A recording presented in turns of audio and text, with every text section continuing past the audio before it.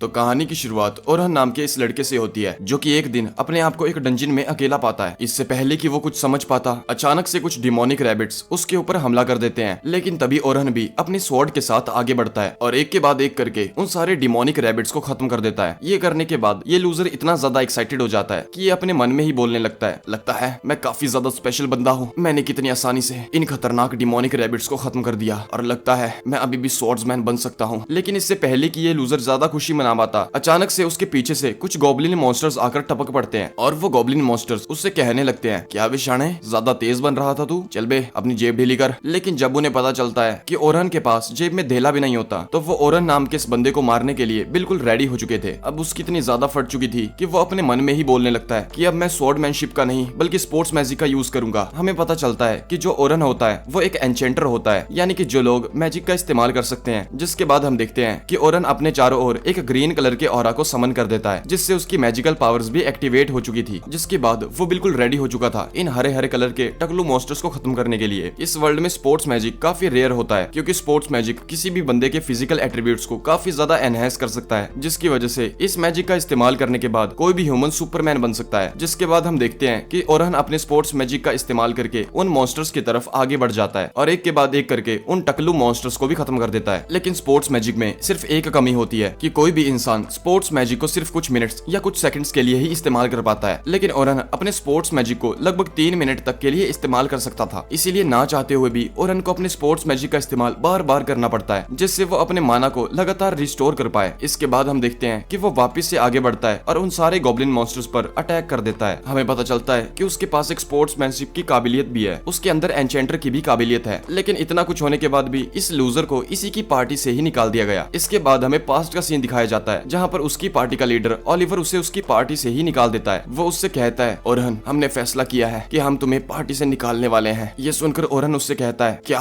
तुम मुझे अपनी पार्टी से निकाल दोगे? मैं कहाँ जाऊंगा यार, मैं तो सड़क पर आ जाऊंगा। ओरहन को ये सुनकर इतना ज्यादा धक्का इसीलिए लगा था क्योंकि ओलिवर जो कि उसे उसकी पार्टी से निकालना चाहता था वो ओरहन का बचपन का दोस्त था और उन दोनों ने मिलकर ही इस पार्टी को क्रिएट किया था। लेकिन उसी वक्त ओलिवर के घटिया दोस्त एनली और डेरिक, उन दोनों को ओरहन बिल्कुल भी पसंद नहीं होता और वो लोग ओरहन को नीचा दिखाते हुए कहने लगते हैं हाँ तुम्हें इस पार्टी से निकाल देना चाहिए क्योंकि तुम्हारा मैजिक बिल्कुल भी पावरफुल नहीं है। जिसके बाद ओलिवर ओरहन से कहने लगता है ओरहन, तुम मेरे काफी अच्छे दोस्त थे, इसीलिए मैंने तुम्हें काफी ज्यादा मौके भी दिए, लेकिन इसके बावजूद तुम इतने फट्टू हो कि तुम मेरी उम्मीदों पर खरे नहीं उतर सके। इसीलिए हम सभी ने मिलकर ये फैसला किया है कि तुम हमें पार्टी से निकाल देंगे। अब ओरहन इस चीज को समझ ही नहीं पा रहा होता कि आखिरकार उसके पार्टी के लोग उसके साथ ऐसा क्यों कर रहे हैं, क्योंकि ओलिवर और बाकी के सभी लोग उसके साथ काफी अच्छे से रहते थे। फिर अचानक से ये लोग दल्ले कैसे बन गए? हमें पता चलता है कि ओलिवर और ओरहन ने इस पार्टी को लगभग 8 साल पहले क्रिएट किया था और उन लोगों ने पहली बार में ही 94th फ्लोर को क्लियर किया था जो कि एक डंजिन का काफी अच्छा फ्लोर था और काफी ज्यादा खतरनाक भी। और उनकी इस अचीवमेंट के बाद ही लोग इन्हें द हीरोज के नाम से जाना करते थे। ओरहन ने इस पार्टी को अपना सब कुछ दे दिया था, चाहे वो अपना मैजिक हो या फिर सब कुछ। उसने काफी ईमानदारी से इस पार्टी में काम किया था, लेकिन अब जाकर ये लोग उसे निकालने का फैसला कर देते हैं। इसके बाद डेरिक ओरहन से कहने लगता है अबे बच्चे, तेरे पास कोई अच्छी पावर्स नहीं है, तेरे अलावा बाकी टीम के एन्चेंटर्स के पास काफी अच्छी पावर्स हैं, क्योंकि हमने पिछली रेड में बाकी के एन्चेंटर्स की पावर्स देखी थी जो कि तेरे जैसे लूजर से तो काफी ज्यादा अच्छी थी। ओरहन उन लोगों से कहने लगता है कि तुम आखिरकार ये सब क्या बोल रहे हो, मेरी समझ में तो कुछ भी नहीं आ रहा। तुम सभी को तो पता है ना कि मैं एक स्वॉर्ड्समैन हूँ, लेकिन इसके बावजूद मैं एक एन्चेंटर का रोल निभा रहा हूँ। लेकिन तभी डेरिक उससे कहने लगता है कि ऐसा कुछ भी नहीं है, ओलिवर तुझसे भी काफी ज्यादा अच्छा स्वॉर्ड्समैन है, इसीलिए तुझे ना चाहते हुए भी एन्चेंटर का रोल करना पड़ता है। और वो लोग ओरहन की बातों को बिल्कुल भी नहीं मानते। इन सब बातों के बाद ओरहन को ये पता चल चुका होता है कि इन लोगों से आर्ग्यू करने का कोई भी पॉइंट नहीं होता, क्योंकि उन लोगों ने पहले ही ओरहन की रिप्लेसमेंट में एक और बंदे को ढूंढ लिया था। और ये सुनकर ओरहन की आंखें फटी की फटी रह जाती हैं। उसे ये बिल्कुल भी विश्वास नहीं होता कि उसे उसी के बचपन के दोस्तों ने इतना बड़ा धोखा दे दिया। और अब ओरहन अपनी बची कुची इज्जत लेकर वहाँ से निकल जाता है। तभी ये बदसूरत सी दिखने वाली लड़की ओरहन से कहने लगती है कि तुम जैसे लोग किसी भी चीज में अच्छे नहीं हो सकते, हम लोगों को कहते हैं जैक ऑफ ऑल ट्रेड। इसके बाद हम लोग प्रेजेंट सीन में आते हैं जहाँ पर ओरहन अभी भी उस डंजिन के सारे गॉब्लिन्स को खत्म कर रहा होता है। वो अपने मन में बोलता है कि मुझे कैसे भी करके अपनी स्वॉर्डमैनशिप और अपने स्पोर्ट्स मैजिक का इस्तेमाल करके एक सबसे बेहतरीन और एक अच्छा खासा स्वॉर्डमैन और एक एन्चेंटर बनना है। उस डंजिन में ओरहन जैसे ही उन गॉब्लिन्स को खत्म कर देता है तब वो क्रिस्टल के लिए उस डंजिन में आगे बढ़ने लगता है। लेकिन तभी ओरहन देखता है कि पीछे पीछे से कुछ एडवेंचर की पार्टी उसकी तरफ भागी भागी आ रही होती है। ओरहन देखता है कि वो लोग काफी ज्यादा डरे हुए थे और वो लोग सदमे में भी थे, लेकिन ओरहन को उनसे कोई मतलब नहीं होता। मगर फिर वो लोग आपस में बातचीत करना शुरू कर देते हैं। बॉस, आज तो हम उन आर्क मॉन्स्टर से बाल बाल बचे, लेकिन उस लड़की का क्या होगा जिससे कि हम वही छोड़कर आ चुके हैं। अरे पागल चुप रहो, किसी को भी इस बात की कानो कान खबर नहीं होनी चाहिए। और ये कहने के बाद वो बंदा अचानक से रुक जाता है। जब ओरन इस बात को सुनता है कि उन लोगों ने अपने ही टीममेट को काफी बड़ा धोखा दे दिया है, तो ओरन को काफी ज्यादा गुस्सा आ जाता है, क्योंकि पास्ट में ओरन के साथ भी सेम ऐसा ही किस्सा हुआ था। इसीलिए ओरन अब अपने आप को कंट्रोल नहीं कर पाता और वो उन एडवेंचरर्स के पास जाकर उनसे बातचीत करना शुरू कर देता है। तुम जैसे घटिया लोग मुझे बिल्कुल भी पसंद नहीं हो। लेकिन तभी बाकी के एडवेंचरर्स उसे बोलना शुरू कर देते हैं कि इसमें हमारी कोई गलती नहीं थी, और अगर तू भी हमारी जगह होता तो तू भी ऐसा ही करता। लेकिन तभी उन लोगों का लीडर काफी ज्यादा गुस्से में आ चुका था, इसीलिए अचानक से वो ओरन पर अटैक कर देता है। मगर तभी ओरन उसे बड़ी ही आसानी से ब्लॉक करके उसे काफी दूर फेंक देता है। इसके बाद ओरन उन लोगों से पूछता है कि आखिर उन लोगों ने उस लड़की को कहाँ छोड़ दिया है। इसके बाद सीन चेंज होता है और हम उस डंजन में उसी अकेली और घबराई हुई लड़की को देखते हैं, जो कि दीवार के पीछे पीछे किसी से छुप कर चल रही होती है, और वो एक नॉर्थ मॉन्स्टर से अपने आप को बचाने के लिए प्रोटेक्शन मैजिक का इस्तेमाल कर देती है। लेकिन तभी वो आर्क मॉन्स्टर उसकी तरफ बढ़ना शुरू कर देते हैं और उसके बैरियर मैजिक पर हमला करना शुरू कर देते हैं, और इतने सारे अटैकों की वजह से उसका बैरियर मैजिक टूटकर चकनाचूर हो चुका था। ये देखने के बाद वो लड़की सोचने लगती है कि शायद मेरा आज आखिरी दिन है, अब मैं मरने वाली हूँ। तभी वो लड़की देखती है कि वहाँ पर बहुत तेज हवा का झोंका आता है, और हवा के झोंके के साथ ही ओरन भी वहाँ पर आ चुका था। ओरन सबसे पहले अपने स्वॉर्ड्समैनशिप और अपने स्पोर्ट्स मैजिक का इस्तेमाल करके उन आर्क मॉन्स्टर्स को मारना शुरू कर देता है, और ओरन को देखकर उस लड़की को ये बिल्कुल भी समझ नहीं आ रहा होता कि आखिर ये कौन सा इंसान है जो कि स्वॉर्डमैनशिप और स्पोर्ट्स मैजिक दोनों का इस्तेमाल एक साथ कर पा रहा है, क्योंकि ये स्किल काफी ज्यादा रेयर होती है। और वो लड़की जब स्पोर्ट्समैनशिप और स्वॉर्ड मैजिक को एक साथ देखती है तो वो लड़की काफी ज्यादा शॉक हो चुकी थी। हम देखते हैं कि ओरन उन लोगों पर अटैक करके उन लोगों को मारना शुरू कर देता है, लेकिन कहीं ना कहीं ओरन को ये समझ आ चुका था कि ये आर्क मॉन्स्टर्स काफी ज्यादा खतरनाक हैं और काफी ज्यादा पावरफुल भी, इसीलिए ना चाहते हुए भी उस लो रैंक की पार्टी को इस लड़की को छोड़कर आगे बढ़ना पड़ा। इसके बाद हम देखते हैं कि ओरन एक मॉन्स्टर पर अपनी एन्चेंटर स्वॉर्ड से हमला कर देता है, जिसके बाद वो एक के बाद एक करके उन सारे मॉन्स्टर्स को खत्म कर देता है। वो उस लड़की से पूछता है क्या तुम ठीक हो ना, जिसके बाद वो लड़की अपना सिर हाँ में हिलाती है। तभी ओरन उस लड़की को लेकर डंजन के बाहर आ जाता है, एंड उस लड़की को डंजन के बाहर निकालने के बाद ओरन अपने रास्ते पर आगे बढ़ने लगता है। लेकिन तभी वो लड़की जिसका नाम सोफिया होता है वो ओरन को आवाज डालती है, प्लीज क्या आप रुक सकते हो। ये सुनकर ओरन को थोड़ा अजीब लगता है, मगर तभी वो लड़की ओरन के सामने अपनी क्यूटनेस शो करने लगती है और वो उससे कहने लगती है मुझे आप काफी ज्यादा अच्छे लगे, क्या आप मेरे साथ डेट पर चलोगे, हम लोग रात में डिनर करेंगे और उसके बाद सो जाएंगे। क्या गंदी सोच है बे मेरी व्यूअर्स की। और तुम्हारी तरह ओरन भी बिल्कुल मना नहीं कर पाता और ना चाहते हुए भी वो उसके साथ डिनर करने के लिए रेडी हो जाता है, जिसके बाद वो लोग आगे बढ़ना शुरू कर देते हैं। लेकिन तभी ओरन को उस लड़की के कपड़ों पर कुछ अजीब दिखता है। असल में वो एक क्रेस्ट होता है और ओरन को याद आता है कि ये क्रेस्ट उसने कहीं ना कहीं तो देखा था। फिर बाद में जाकर उसे याद आता है कि सोफिया इस किंगडम की सबसे powerful guild night sky silver reviewed की एक मेंबर है, और ये अपने आप में ही काफी ज्यादा कमाल की बात होती है। इसके बाद हम देखते हैं कि वो लोग डिनर करने के लिए एक लोकल रेस्टोरेंट में जाते हैं, जहाँ पर सोफिया को अपनी बड़ी बहन सेल्मा दिखाई देती है। और जब सेल्मा सोफिया को ओरन के साथ देखती है तो सेल्मा को लगता है कि सोफिया ने नया बंदा बना लिया है, और ये सब सोचने के बाद सेल्मा सोफिया पर काफी ज्यादा गुस्सा कर रही होती है। वो उससे कहने लगती है तुम अभी काफी छोटी हो बच्चे, और तुम क्या ये बार बार बंदे बदलती रहती हो, अभी क्या तुम्हारी एज है उन सब चीजों से खेलने की। लेकिन सोफिया सेल्मा को कुछ भी नहीं समझा पाती, और बाद में जाकर ओरन को ये याद आता है कि वो तो सेल्मा को जानता है, क्योंकि सेल्मा और ओरन दोनों एक ही गिल्ड से ग्रेजुएट हुए थे, और इसके अलावा वो दोनों एन्चेंटर होते हैं। और जो सेल्मा थी वो इस पूरे किंगडम की सबसे महान एन्चेंटर होती है, और यहाँ तक कि सेल्मा एक एस रैंक की पार्टी की मेंबर भी रह चुकी है, जिसने की एन्चेंटर्स को पूरी किंगडम और पूरे वर्ल्ड में फेमस किया था। हमें पता चलता है कि हर एक टीम में अलग अलग रोल्स होते हैं, और सेल्मा के सपोर्टिंग मैजिक को देखने के बाद ओलिवर और बाकी के टीम मेंबर्स ने ओरन को उसकी टीम से ही बाहर निकाल दिया था। ओरन सेल्मा की तरफ देखता है और उसे ये बिल्कुल भी समझ नहीं आ रहा होता कि आखिरकार सेल्मा उसे इतने अजीब तरीके से क्यों देख रही है, क्योंकि सेल्मा को अभी भी यही लग रहा होता है कि सोफिया और ओरन एक गर्लफ्रेंड बॉयफ्रेंड है। मगर थोड़ी देर के बाद उसकी गलतफहमी भी दूर हो जाती है, क्योंकि ओरन की बातों से सेल्मा को ये लगता है कि वो सोफिया की बातों में बिल्कुल भी इंटरेस्टेड नहीं है। लेकिन तभी सोफिया आगे बढ़ती है और सेल्मा से कहने लगती है कि आप प्लीज इस आदमी को बिल्कुल भी नहीं डांटिएगा, इस बंदे ने ही मेरी जान बचाई थी, और हाँ मैं इसकी सेटिंग नहीं हूँ रे। और अब सेल्मा को ये पता चलता है कि सोफिया ने अकेले ही उस डंजन में जाने का फैसला किया था, और ओरन ने वक्त पर आकर उसकी वहाँ पर जान बचाई थी, इसीलिए वो ओरन से माफी मांग लेती है, जिसके बाद सारी गलतफहमी दूर हो जाती है। इसके बाद वो लोग आपस में बातचीत करना शुरू कर देते हैं, लेकिन सोफिया को ये बात बिल्कुल भी समझ नहीं आ रही होती कि आखिर ओरन और सेल्मा एक दूसरे को आखिर कैसे जानते हैं। लेकिन सेल्मा को काफी ज्यादा हैरानी होती है जब उसे पता चलता है कि सोफिया को ओरन के बारे में कुछ भी नहीं पता, जबकि ओरन फेमस हीरोज पार्टी का मेंबर रह चुका था। जैसे ही सोफिया ये सब सुनती है वो काफी ज्यादा शॉक्ड हो जाती है, इसीलिए वो जल्दी से जल्दी ओरन के साथ काफी ज्यादा रिस्पेक्ट से बातें करने लगती है, क्योंकि उसे ये बिल्कुल भी विश्वास नहीं होता कि उसके सामने हीरोज हीरोज पार्टी का एक मेंबर खड़ा हुआ है। वो उससे माफी मांगते हुए कहती है, सॉरी, मुझे पता नहीं था कि आप कौन हो। मैं आपको तो एक निकम्मा लूजर समझ रही थी, लेकिन आप तो इतने बड़े आदमी निकले। ये सुनकर ओरन उन्हें जल्दी से जल्दी ये बता देता है कि अब वो किसी भी हीरोज पार्टी का हिस्सा नहीं है, क्योंकि उसकी टीम के सभी लोग अपनी अपनी राह पर निकल चुके थे और उन लोगों ने ओरन को अपनी पार्टी से निकाल दिया था। ये सुनकर सैल्मा बिल्कुल शॉक हो चुकी थी, क्योंकि उसे समझ ही नहीं आ रहा होता कि आखिरकार कोई भी टीम अपने इतने पावरफुल एन्चेंटर को कैसे बाहर निकाल सकती है। इसके बाद वो ओरन से पूछती है कि क्या तुम अभी फ्री हो, और ये सुनकर ओरन को ये लगने लगता है कि एल्मा उसे फिर से सिल्वर रैबिट्स गिल्ड को ज्वाइन करने के लिए कहने वाली है। इसीलिए इससे पहले कि सैल्मा अपनी बात को पूरी कर पाती, ओरन उसे मना कर देता है और उसे बीच में ही टोकते हुए कहने लगता है, अभी मुझे माफ करना, मैं किसी भी पार्टी को ज्वाइन नहीं कर पाऊंगा। ये सुनकर सैल्मा उससे मुस्कुरा कर कहती है कि ओरन, तुमने गलत समझ लिया है, मैं तुम्हें अपनी गिल्ड में शामिल होने के लिए नहीं कहने वाली थी, बल्कि मैं तो ये चाहती हूँ कि तुम कल होने वाले टीचिंग एक्सपीडिशन में ट्यूटर की तरह शामिल हो, जिसमें कि तुम्हारा काम होगा नए नए स्टूडेंट्स को ट्रेन करना। एल्मा उसे समझाती है कि इस एक्सपेडिचर में ए रैंक या उसके ऊपर वाले रैंक के लोग नए नए स्टूडेंट्स को गाइड करेंगे, ताकि वो लोग अगले 3 दिन में साउथर्न ग्रेट डंजन के 15 फ्लोर्स के नीचे आ जाएं। ये सुनकर ओरन काफी ज्यादा चौंक जाता है, क्योंकि उसने ऐसा सुना था कि इतने गहरे डंजन में जाने के लिए ए रैंक या उससे ऊपर वाले रैंक के लोगों को भी लगभग 6 महीने का टाइम तो लगता ही है। और सैल्मा को ये पहले से ही पता होता है कि ये मिशन काफी ज्यादा मुश्किल होने वाला है, लेकिन ये मिशन नामुमकिन नहीं होता, क्योंकि सैल्मा उसे बताती है कि इस मिशन को पूरा करने के लिए हम लोग एक शॉर्टकट को अपनाने वाले हैं, और ऊपर से इसके स्पॉन्सर्स इस मिशन को पूरा करने के लिए काफी ज्यादा दबाव बना रहे होते हैं। ये सुनकर ओरन को ये समझ आ जाता है कि अगर बात सिर्फ और सिर्फ स्पॉन्सर्स की होती तो क्लैन इस मिशन के लिए मना भी कर सकता था, यानी कि इसके पीछे कोई ना कोई बड़ी वजह तो जरूर है। और थोड़ी देर और समझने के बाद ओरन पूरी बात को समझ जाता है, और उसे ये लगता है कि ऐसे न्यू स्टूडेंट्स जो कि अभी फ्लोर बॉस को भी नहीं हरा सकते, अगर वो लोग फ्लोर के नीचे नीचे लेवल तक पहुंच जाएं, तो इसकी वजह से पूरा का पूरा क्लैन काफी ज्यादा स्ट्रॉन्ग हो जाएगा। सैल्मा को हैरानी हो जाती है कि ओरन ने इतनी कम बात जानने के बाद भी पूरी बात को इतनी आसानी से समझ लिया, और उसे ये एहसास हो जाता है कि ओरन जितना ज्यादा मासूम दिखता है वो उससे कई ज्यादा इंटेलिजेंट भी है। डंजन में 10th फ्लोर के बाद एक बॉस फ्लोर आता है, और उसे हराने के बाद ही वो लोग डंजन में आगे बढ़ सकते हैं, लेकिन नए स्टूडेंट्स को इतना एक्सपीरियंस बिल्कुल भी नहीं होता कि वो अकेले ही फ्लोर बॉस को खत्म कर दें। इसीलिए अगर उनका ट्यूटर जो कि इतना खतरनाक होगा कि वो अकेले ही फ्लोर बॉस को हरा सकता है, तो इसकी वजह से न्यू स्टूडेंट्स को सिर्फ उस फ्लोर के क्रिस्टल को ही रजिस्टर करना होगा, और इसी वजह से क्लैन को एक मजबूत ट्यूटर की जरूरत होती है, जिसकी वजह से सैल्मा ये चाहती है कि ओरन जल्दी से जल्दी इस मिशन में शामिल हो जाए। जिसके बाद सैल्मा ओरन का हाथ पकड़ लेती है और उससे ब्लश करते हुए कहने लगती है, मुझे तुम्हारी छोटी सी स्वॉर्ड के साथ खेलना है। ये सुनकर ओरन भी ब्लश करने लगता है, मन में लड्डू फूटा बेटा। और यहाँ तक कि उस वक्त उसे अपना पास्ट भी याद आने लगता है कि आखिरकार कैसे उन लोगों ने उसे हीरो पार्टी से निकाल दिया था, और वो भी सिर्फ इसीलिए क्योंकि उसका सपोर्ट मैजिक सैल्मा से काफी ज्यादा वीक था। वो अपनी यादों से बाहर निकलता है, लेकिन फिर उसे एहसास होता है कि अगर वो एक बार फिर से एन्चेंटर बन गया तो फिर आगे चलकर उसे वापस से पछताना पड़ेगा। ये सोचकर वो धीरे से अपना हाथ सैल्मा के हाथ से छुड़ाता है और सैल्मा से कहता है, मुझे माफ करना, लेकिन अब मैं तुम्हारे साथ नहीं आ सकता, क्योंकि मेरे आगे के कुछ और प्लान्स हैं। लेकिन ये सुनकर सैल्मा एक बार फिर से अपना मासूम सा चेहरा बनाकर ओरहन को फिर से कन्वेंस करने लगती है, और फिर से वही होता है। ओरहन फिर से उसके चेहरे पर पिघल जाता है और वो उसके साथ चलने के लिए मान जाता है। लेकिन इसके बावजूद वो साफ शब्दों में सैल्मा से कहता है कि सैल्मा, मैंने अपने रास्ते को बदल दिया है और अब मैं एक स्वॉर्ड्समैन बन चुका हूँ, और अगर अब मैं तुम्हारे साथ चलूंगा तो मैं एक स्वॉर्ड्समैन के तौर पर चलूंगा, ना कि किसी एन्चेंटर के तौर पर। और सैल्मा इस बात को सुनकर थोड़ी बहुत तो हैरान हो ही चुकी होती है, लेकिन फिर वो सोचती है कि इस बात से ज्यादा फर्क नहीं पड़ता, क्योंकि वो ये मान लेती है कि अगर हालात फिर से बिगड़े तो ओरहन एक बार फिर से एन्चेंटर के तौर पर लौट सकता है। ये सोचने के बाद वो ओरहन से कहती है कि अगर तुम आ रहे हो तो तुम कल सुबह सुबह सिल्वर रैबिट हेडक्वार्टर पहुंच जाना। और उसी रात हम देखते हैं कि ओरहन अपने दारू के अड्डे पर बैठ जाता है। उस ठेके का मालिक अपने ठेके को बंद करने ही वाला होता है, लेकिन जैसे ही वो ओरहन को देखता है वो ठेके को बंद करने से साफ साफ मना कर देता है। जिसके बाद वो ओरहन को अपने ठेके के अंदर बिठाकर उसे पिलाना शुरू करता है। जिसके बाद वो दारू पीते पीते ही आपस में बातें करना शुरू कर देते हैं। दरअसल वो बूढ़ा आदमी ओरहन को पहले से ही जानता था। वो बूढ़ा आदमी ओरहन से कहने लगता है, ओरहन बेटा, तुम्हारा बहुत बहुत शुक्रिया, अगर तुम नहीं होते तो मेरी दुकान कभी नहीं चल पाती, और यहाँ तक कि जब तुम एक फेमस पार्टी के मेंबर बने तो तुमने मेरी दुकान की एडवर्टाइजमेंट भी की, इसके लिए मैं हमेशा तुम्हारा आभारी रहूंगा। लेकिन जब ओरहन इस बात को सुनता है तो वो काफी ज्यादा शर्मिंदा फील करता है, क्योंकि अब वो किसी भी हीरोज पार्टी का मेंबर नहीं रहा था और सभी लोग उसे हीरोज पार्टी के मेंबर के तौर पर ही जानते थे। लेकिन वो बूढ़ा आदमी ओरहन के मूड को फिर से ठीक कर देता है, और अब अगली सुबह ओरहन सिल्वर रैबिट हेडक्वार्टर में आ जाता है, जहाँ पर उसकी मुलाकात सिल्वर रैबिट के हेड विंस से होती है, और वो एक दूसरे से पहले ही इंट्रोड्यूस होना शुरू हो चुके थे। और कहीं ना कहीं विंस को ओरहन के बारे में काफी कुछ पता होता है, जैसे कि वो एक हीरोज पार्टी का मेंबर है और वो एक एन्चेंटर भी है, और यहाँ तक कि विन ये कब से चाहता था कि ओरहन कैसे न कैसे करके जल्दी से जल्दी हमारी पार्टी को ज्वाइन कर ले। आगे हम देखते हैं कि वो लोग आपस में बातचीत करना शुरू करते हैं, लेकिन तभी विंस ओरहन से कहता है क्या तुम कल के लिए तैयार तो हो ना? ओरन उससे कहता है हाँ मैं बिल्कुल तैयार हूँ, लेकिन सबसे पहले मैं टीचिंग एक्सपीडिशन के बारे में थोड़ा और जानना चाहता हूँ। इसके बाद हम सैल्मा को देखते हैं जो कि ओरन को पूरी की पूरी डिटेल्स बताना शुरू कर देती है। वो उसे बताती है कि वो लोग डंजन के फ्लोर तक जाने वाले हैं जहाँ पर वो लोग कुछ नई रूकीज पार्टी को भी लेकर जाएंगे और इसके साथ साथ वो लोग कुछ प्रो